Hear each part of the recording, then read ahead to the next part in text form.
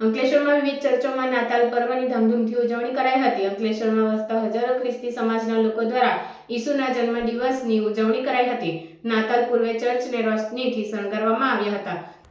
અંકલેશ્વરના ખ્રિસ્તી સમુદાય દ્વારા વિવિધ ચર્ચોમાં નાતાલ પર્વની ધામધૂમથી ઉજવણી કરી પ્રાર્થના ભજન તેમજ ઈસુના વચનની વહેંચણી કરી એકબીજાને નાતાલ પર્વની શુભકામનાઓ પાઠવી હતી। વિશ્વભરમાં નાતાલની ઉજવણી વિવિધ સ્વરૂપે કરવામાં આવે છે, જેના થકી વિવિધ સંસ્કૃતિ અને રાષ્ટ્રીય પરંપરાઓ પ્રતિબિંબિત થાય છે। નાતાલ અને ઈસ્ટરના તહેવાર દરમિયાન વાર્ષિક ધોરણે દેવળોમાં સૌથી વધુ માત્રામાં ધાર્મિક કાર્યક્રમો થાય છે। અંકલેશ્વરના ખ્રિસ્તી સમુદાય દ્વારા વિવિધ ચર્ચોમાં ઉપસ્થિત રહ્યા હતા અને પ્રાર્થના ભજન તેમજ ઈસુના વચનની વહેંચણી કરી નાતાલ પર્વની ધામધૂમથી ઉજવણી કરી નાતાલ પર્વની શુભેચ્છા પાઠવી હતી। આજે આકાશ અને પૃથ્વી સમગ્ર ભૂમંડળના સર્જનહાર, માનવ જાતના સર્જનહાર, ઉદ્ધારનાર પ્રભુ ઈસુ ખ્રિસ્તનો જન્મ દિવસ છે। તેથી અમને અતિગણો આનંદ થાય છે અને અમે આનંદની નાતાલની ઉજવણી કરી રહ્યા છીએ।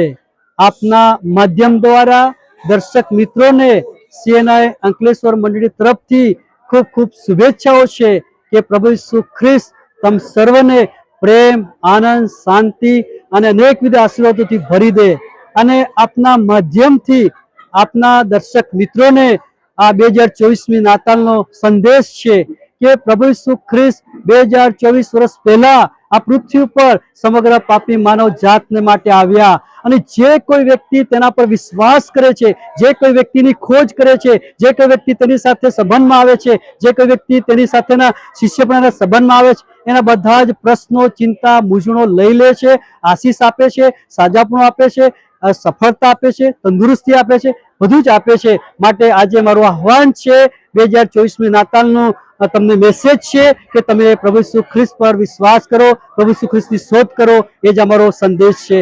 Thank you so much.